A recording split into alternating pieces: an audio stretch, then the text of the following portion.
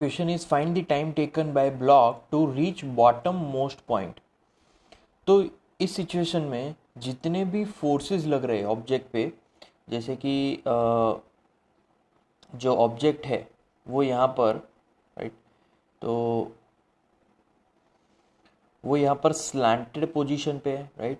तो जितने भी फोर्स लग रहे हैं उस ऑब्जेक्ट पे, वो सारे फोर्स यहाँ पर मैं ड्रॉ कर रहा हूँ।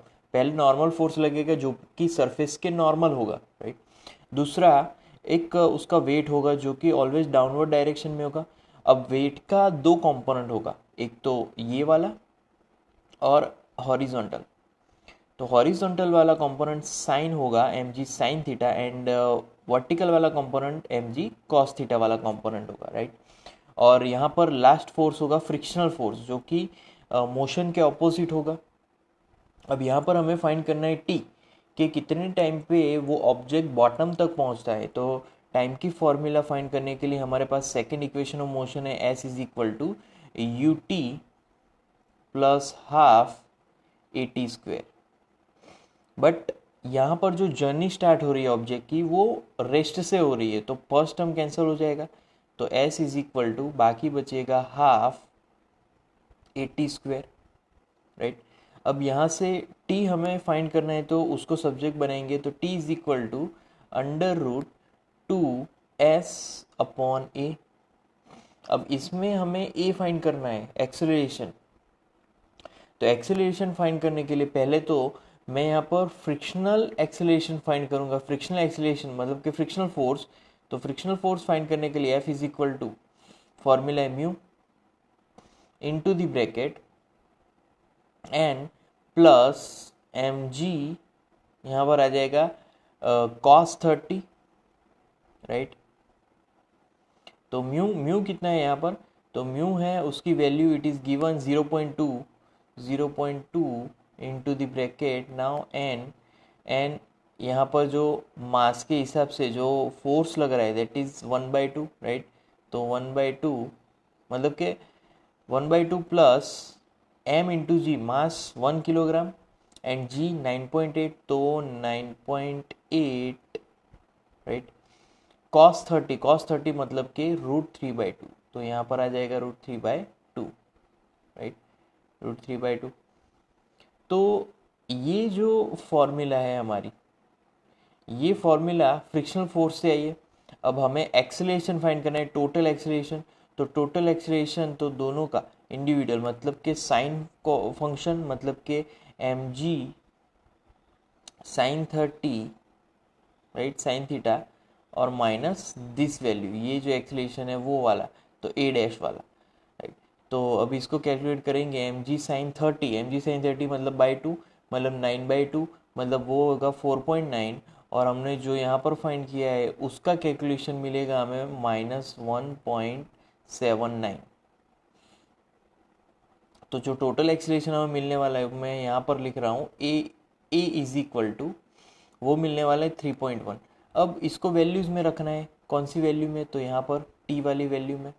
तो टी वाली वैल्यू में रखने के बाद उसका फाइनल आंसर मिलेगा 1.13 सेकेंड।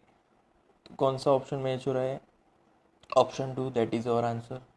ओके, इस क्वेश्चन में an unknown tuning fork A when sounded with tuning fork B of 340 hertz gives 5 beats. When tuning fork A is filled, then beat frequency become 2 beats. What will be the frequency of tuning fork A? तो on filling frequency increases, so frequency of A would be 335, क्योंकि उसको filling करने के बाद 340 hertz थी और यहाँ पर जो बीट्स है वो 2 बीट्स है। तो उसको सब्ट्रैक्ट करेंगे तो क्या बचेगा, 338 बचेगा। सो बीट फ्रीक्वेंसी बिकम 2 हर्ट्ज, इसीलिए वो 2 हर्ट्ज बचेगा, राइट। सो पहली जो फ्रीक्वेंसी होगी, राइट, दैट इज 335, तभी 5 बिट्स लेकर वो 340 बना और वापस 2 बिट्स मिला। So our answer is 335। Next question में a plane is moving in horizontal plane with 180 kilometre per hour. Its wings span is 10 meter if B is given, right, angle of D is given. Find EMF induced between its wing span. Okay, तो देखो पहले तो ये जो object है ना वो motion में है, और मोशन में जब कोई भी ईएमएफ फाइंड करना हो, वेलोसिटी दी हो, मैग्नेटिक फील्ड दिया गया हो, तो तब मोशनल ईएमएफ की फॉर्मूला यूज़ करनी है, तो E इज इक्वल टू बावला, राइट। बट यहाँ पर जो एंगल बन रहा है दैट इज गिवन 60, सो यहाँ पर बावला साइन 60 डिग्री लिखना है, right. So E is equal to B, that is 2.5 into 10⁻⁻⁴, right. तो यहाँ पर वैल्यूज लिखेंगे 2.5 into 10⁻⁻⁴ into V, V is yes 180 kilometre per hour, right. तो उसको हम लोग किलोमीटर पर आवर में रखें, बट मीटर पर सेकेंड में कन्वर्ट करना पड़ेगा किलोमीटर पर आवर को, राइट, फॉर ऐसे सिस्टम। तो 180 इंटू 5/18 करना है, तो वो कन्वर्ट हो गया, इंटू एल। अब यहाँ पर जो एल है वो है 10 मीटर, राइट। तो 10 मीटर को कन्वर्ट करना है, तो इंटू 10 मीटर में ही रखना है, इंटू साइन 60, साइन 60 मतलब के √3/2, राइट। तो यहाँ पर अब 18 टेंजा, राइट। अब इसको कैलकुलेट करें अगर, तो फाइनल आंसर मिलेगा 108.1 मिली वोल्ट। तो यहाँ पर ऑप्शन 1 मैच हो रहा है, so that is our answer. Next question में, a metallic wire under tension T1 has length L1 and under tension T2 has length L2, find original length of wire. Okay, तो पहले T1/A1 for first wire, right. तो उसकी formula होगी y L1 minus L upon original length. Similarly T2 के लिए T2/A is equal to y L2 minus L upon L, right. अब दोनों में रेशियो लेंगे T1/T2 में, तो रेशियो लेने के बाद जो बचेगा T1/T2 इज इक्वल टू, सब कुछ y कैंसिल, L कैंसिल, तो बाकी बचेगा L1 minus L upon L2 minus L, right. अब क्रॉस मल्टीप्लिकेशन, तो T1L2 minus T1L is equal to T2L1 minus T2L, L common, तो क्या बचेगा T2, राइट। सॉरी, यहाँ पर हम लोग L वाले टर्म्स एक साइड करेंगे, बाकी सारे टर्म अलग साइड, तो T1L2, right, and minus T2L1 is equal to T minus T2L plus T1L, right. तो ये माइनस प्लस हो गया। अब माइनस टर्म मतलब के लेफ्ट हैंड साइड अगर दे, तो वहाँ पर T1L2 माइनस T2L1, एंड यहाँ पर L को सब्जेक्ट बनाएंगे, तो L को अगर सब्जेक्ट बनाएंगे तो फॉर्मूला होगी T1 माइनस T2, राइट। तो L को सब्जेक्ट, तो L is equal to T1L2 minus T2L1 upon T1 minus T2।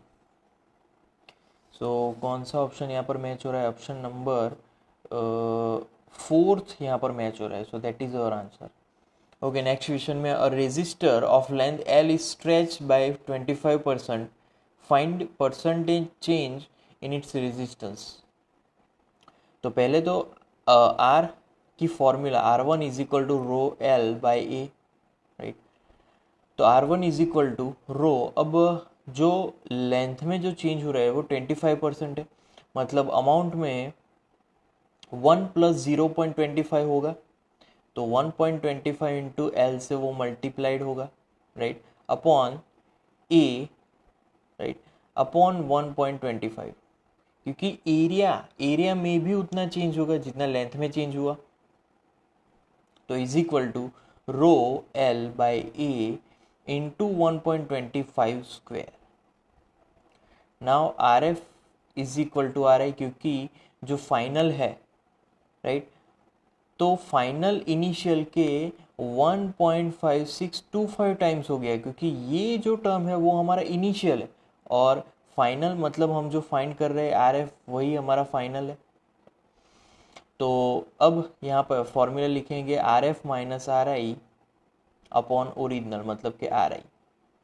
तो इज इक्वल टू कितना मिलेगा, आर एफ माइनस आर आई करोगे तो 0.5625 मिलेगा, राइट। और परसेंटेज में अगर वही चीज़ फाइंड करनी हो तो इंटू 100 करना है, तो इसका वैल्यू इंटू 100 मतलब कि 56.25%, राइट। So option 1 that is our answer. Next question में, if internal energy of an ideal gas is given by U is equal to 3 PV plus 4, where P and V are pressure and volume respect, identify the type of gas। Okay, type of gas find करना है तो पहले formula लिखो U is equal to 3 PV plus 4, right. अब यहाँ पर जो हमारा U है इंटरनल एनर्जी, तो इंटरनल एनर्जी की फॉर्मूला होगी F/2 freedom, degrees of freedom into PV is equal to 3 PV plus 4। तो इसको अगर सॉल्व करें तो PV, right, into F is equal to 6 PV plus 8, right. अब पूरे इक्वेशन को PV से डिवाइड करेंगे तो F इज इक्वल टू 6 प्लस 8 अपॉन PV। अब यहाँ पर डिग्रीज ऑफ फ्रीडम F से ज़्यादा, मतलब कि 6 प्लस 8 अपॉन PV है, तो F इज़ ग्रेटर देन 6 मिल रहा है। अगर डिग्रीज ऑफ फ्रीडम 6 से ज़्यादा मिल रहा है मतलब कि वो पोली एटॉमिक होगा। So that is our answer. Okay, next question में स्टेटमेंट है, statement first, if a dipole is placed inside sphere then electric flux through it will be zero, but electric field is not zero at any point of surface of sphere having radius। yes, so this is correct कि electric flux जो होगा वो zero होगा, क्योंकि dipole एक positive, मतलब कि मान लो कि मेरे पास एक हॉलो स्फीयर है, तो डाइपोल रखो अंदर की तरफ, तो एक प्लस क्यू एक माइनस क्यू होगा डाइपोल में। तो यहाँ पर इलेक्ट्रिक फ्लक्स फाइंड करने की फॉर्मूला है कि phi is equal to sigma Q upon epsilon zero. अब sigma Q upon epsilon zero मतलब कि सभी चार्जेस का सम, एल्जेब्रिक सम, तो plus Q minus Q upon epsilon zero क्या मिला, जीरो। तो इलेक्ट्रिक फ्लक्स जीरो हो जाएगा, बट जो इलेक्ट्रिक फील्ड होगा वो जीरो नहीं होगा, क्योंकि जो इलेक्ट्रिक फील्ड होगा वो पॉजिटिव टू नेगेटिव होगा, पॉजिटिव में बाहर की तरफ और नेगेटिव में अंदर की तरफ मिलने वाला है, राइट। सो इलेक्ट्रिक फील्ड यहाँ पर ज़ीरो नहीं होने वाला। अब second, in a metallic conducting sphere of radius r having charge q at distance r less than r, electric field is zero but electric flux through sphere of radius is not zero। तो यहाँ पर जो electric field है वो zero है, but electric flux through sphere of radius R is not zero. But यहाँ पर जो हमने चार्ज रखा है वो उस स्फीयर के अंदर रखा है, अगर अंदर चार्ज रखा है तो हमें इलेक्ट्रिक फील्ड कुछ मिलेगा, राइट। तो इलेक्ट्रिक फ्लक्स भी यहाँ पर ज़ीरो नहीं होगा, बट यहाँ पर बोला गया है कि electric flux through sphere of radius R is not zero, but electric flux हमें ज़ीरो मिलने वाला है। सो यहाँ पर सेकंड स्टेटमेंट जो है वो इनकरेक्ट है। सो यहाँ पर statement 1 is correct but statement 2 is wrong. So option 3 that is our answer. Next question में, assertion angular magnification of object and image is same in case of simple microscope, right। तो यहाँ पर angular magnification of object and image is same in simple microscope, and reason, we can place the object much closer to each eye much less than 25 centimeter to get an enlarged image। तो यहाँ पर जो दोनों cases में यहाँ पर same angle obtain होंगे, since image can be at distance greater than 25 centimetre, right. Image distance is greater than 25 centimetre, right. तो object can be move closer to eye. यहाँ पर अगर उसकी डायग्राम ड्रॉ की जाए तो डायग्राम में, राइट, एंड दूसरा जो है लाइन यहाँ से बनेगा, तो पहला लाइन हमें यहाँ से मिलने वाला है, तो यहाँ पर से अगर हम लोग ऑब्जर्व करें तो image will be greater than 25 centimetre and object can be move closer to eye. तो यहाँ पर ऑप्शन थर्ड मैच हो रहा है क्योंकि एजर्सन करेक्ट है बट रीज़न इज इनकरेक्ट। इस क्वेश्चन में एक गेट दिया है, राइट, तो उसके दो इनपुट है, इनपुट बी, और हमें यहाँ पर आउटपुट फाइंड करना है। तो पहले तो उसकी बुलियन इक्वेशन फाइंड कर लेते हैं। तो बुलियन इक्वेशन में लास्ट में y इज इक्वल टू, तो पहले a से आगे बढ़ता है तो a से उसको a नॉट बनाता है, a नॉट, और b दोनों आगे मिलके और गेट से मिल रहे हैं, मतलब कि प्लस होगा और b, और फिर दोनों ही आगे जाके फिर से नॉट गेट को मिल रहे हैं तो अगेन बार। तो according to de Morgan principle a dot b bar हो जाएगा यहाँ पर, राइट। तो a डॉट बी बार उसका ट्रूथ टेबल क्या होगा, तो उसके हिसाब से पहले अगर a मैक्सिमम है और b मिनिमम है, मतलब कि 1 एंड ये बार है, मिनिमम मतलब अगेन मैक्सिमम 1 इंटू 1 1 आएगा, राइट। तो इसका आंसर 1 आएगा। तो पहला आंसर 1 आना चाहिए, किसका आंसर 1 है, ओके। 1 एंड 3, 2 एंड 4 कैंसिल हो गए, 1 एंड 3 में मैक्सिमम है।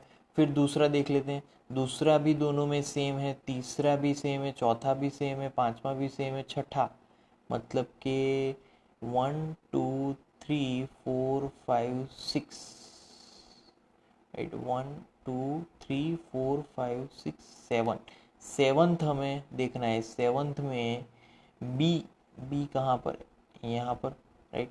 तो दोनों ही यहाँ पर मैक्सिमम दिख रहे हैं, तो क्या आंसर आ रहा है, दोनों ही अगर मैक्सिमम है तो 1 डॉट यहाँ पर 0 आ जाएगा क्योंकि बार है।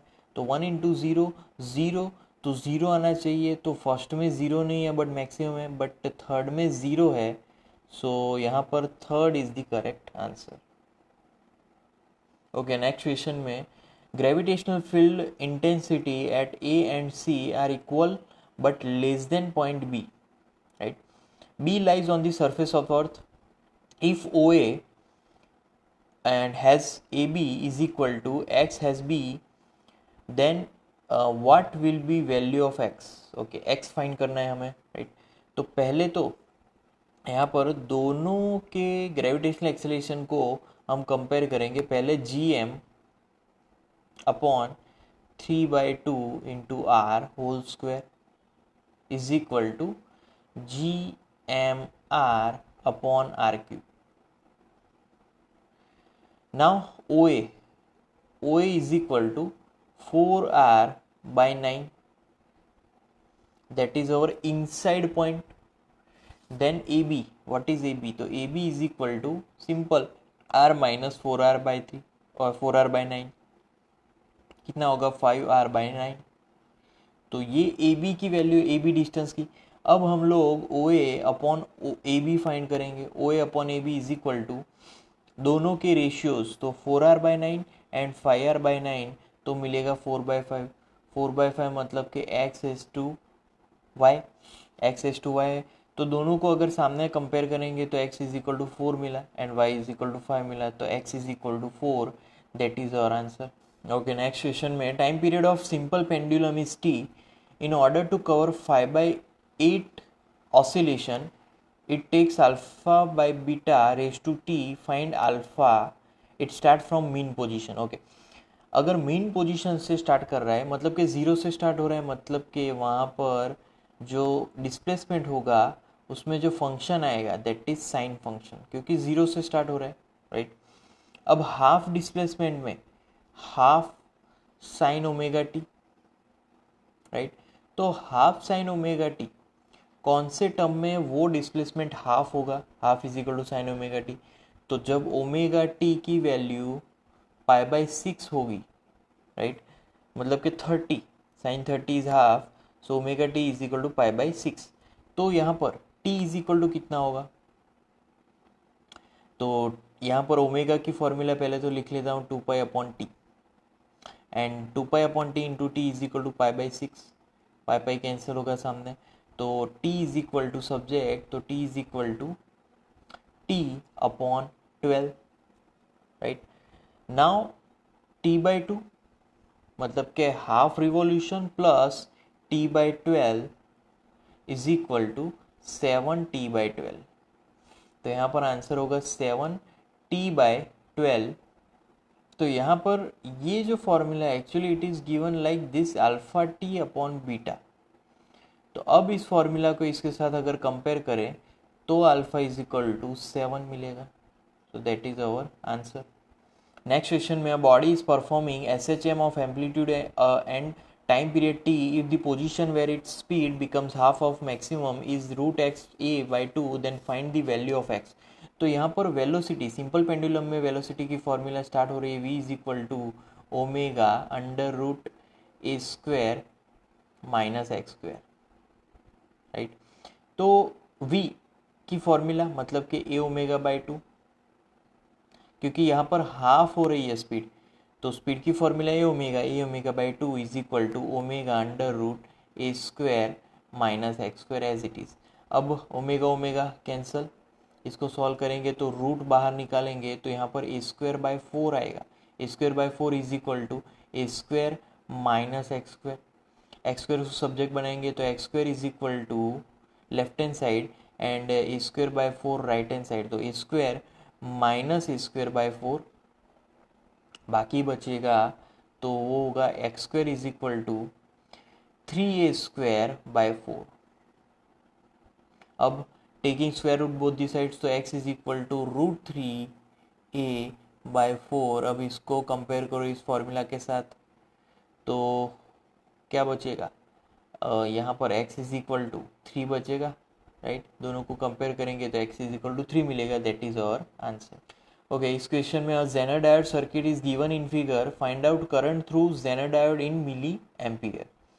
तो पहले तो करंट फाइंड करेंगे, पहले जो सर्किट में से फ्लो रहा है, तो 90 माइनस 30, क्योंकि दोनों वोल्टेज एक दूसरे को अपोज करेंगे, right, upon 4 is equal to 15 milli ampere मिलेगा। So that is current flowing through the circuit. अब यहाँ पर I1 30, जो कि डायोड का वोल्टेज है 30 upon load resistance 5 kilo ohm, so that will be 6 milliampere. मतलब कि वो जो लोड है उसमें से फ्लो होने वाला ये करंट है, तो यहाँ पर I2 मिल जाएगा। टोटल करंट में से उतना सबट्रैक्ट करना है, तो 15 माइनस 6 कितना मिलेगा, 9 मिली एम्पियर। सो हमारा आंसर होगा 9। ओके, इस क्वेश्चन में if 27 small drops each of 10 volt are combined to form a big drop, what will be the potential of bigger drop in volt. Okay, तो पोटेंशियल फाइंड करना है। 27 small drop है और उसको combine करना है, और उस पर जो वोल्टेज है दैट इज 10 वोल्ट, तो V इज इक्वल टू, पहले तो वोल्टेज की फॉर्मूला KQ अपॉन R, और टोटल वोल्टेज मतलब 10V, मतलब सिंगल ड्रॉप पर इतना वोल्टेज, राइट। अब वॉल्यूम की अगर बात करें तो 27 स्मॉल ड्रॉप है, तो 27 into volume of one small drop that is 4/3 pi r cube is equal to, एक बड़ा ड्रॉप बन जाएगा तो 4/3 बड़े ड्रॉप का वॉल्यूम, राइट।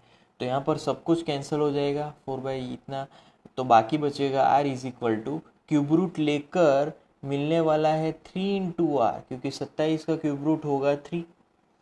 अब नया वोल्टेज मतलब V dash is equal to V into sorry formula के हिसाब से K इंटू कितना चार्ज होगा, K Q upon R, normal formula है, बट यहाँ पर Q मतलब 27 ड्रॉप मिल रहा है, तो 27 बार उसका चार्ज मल्टीप्लाइड होगा, 27 इंटू क्यू अपॉन जो डिस्टेंस है दैट इज 3R, 3R होगा is equal to, right. Now यहाँ पर वैल्यूज पुट करने के बाद मतलब कि ये जो वैल्यूज है 27/3 उसको अलग कर दें और इंटू KQ अपॉन R उसको अलग कर देते हैं, तो 9 3 राइट इज इक्वल टू 9, और KQ अपॉन R कितना है, 10 वोल्ट है, it is given KQ upon R, तो 10। सो यहाँ पर 90 मतलब कि जो न्यू पोटेंशियल बिगर ड्रॉप का जो पोटेंशियल मिलने वाला है वो होगा 90 volt, right. Okay, next question में an ideal gas follows a polytrophic process V is equal to kT raised to 2 by 3. K is the constant. If temperature of gas is raised by 90 degree Celsius, work done by gas is XR, find X. Okay, तो पहले तो हमें जो relation दिया है V is equal to K T raised to 2 by 3, right? So this is the formula 2 by 3. Okay, अब मैं लिख सकता हूँ कि V is equal to 3/2, process उल्टा हो गया, राइट? तो 3/2 K रेज टू, यहाँ पर भी 3/2 और T फ्री हो गया, तो T into V raise to -3/2 that is equal to constant. So that gives x -1 is equal to -3/2. अब यहाँ पर x इज इक्वल टू कितना मिलेगा? So that is -1/2. ओमेगा की फॉर्मूला, तो omega is equal to n R delta t minus x plus 1, right? तो 1 into are into 90, क्योंकि delta T 90 दिया है, अपॉन माइनस एक्स मतलब कि +1/2 plus 1, right, is equal to, अब इसको कैलकुलेट करेंगे तो हमारा आंसर मिलेगा 60 आर. अब इसको कंपेयर करें इसके साथ, एक्स आर के साथ, तो x इज इक्वल टू 60 मिलेगा. बट यहाँ पर कैच ये है कि यहाँ पर जो x है, x की जगह पे हम लोग को गैमा भी लिख सकते हैं, वो भी सिंबल हम लोग यूज़ कर सकते हैं यहाँ पर, राइट? तो आफ्टर ऑल आंसर हमें मिला x is equal to 60. Okay, इस क्वेश्चन में two beams of different intensity such that photon energy is first is twice the work function and in other one is 10 times the work function are incident on metal plate. If the ratio of maximum speed of photoelectron in the two cases is x has to y, find x. तो first case के लिए जो formula होगी 2 - 5, जो भी work function है उसका difference is equal to half mv1 square. For second case 10 times, तो 10 -5 is equal to half mv2 square, right? Okay, अब दोनों का रेशियो लेंगे तो 25 - 5 5 अपॉन 10 - 5 95, और राइट हैंड साइड बाकी बचेगा, हाफ एम कैंसल, तो v1 square upon v2 square, right? इतना बचा. अब पूरा इक्वेशन में 5 कैंसिल हो जाएगा, पूरे इक्वेशन में स्क्वायर रूट लेंगे तो 1/3 left hand side is equal to v1 upon v2, right?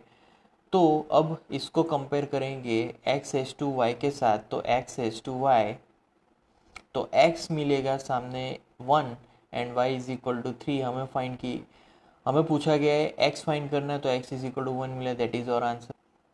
Next question में an aeroplane is flying horizontally with velocity 180 km/h. Magnetic field of earth is given, dip angle given, span of wings 10 metre, find EMF induce in the wings. Okay, तो EMF find करना है, तो ये सम थोड़ा बहुत आगे आ चुका है.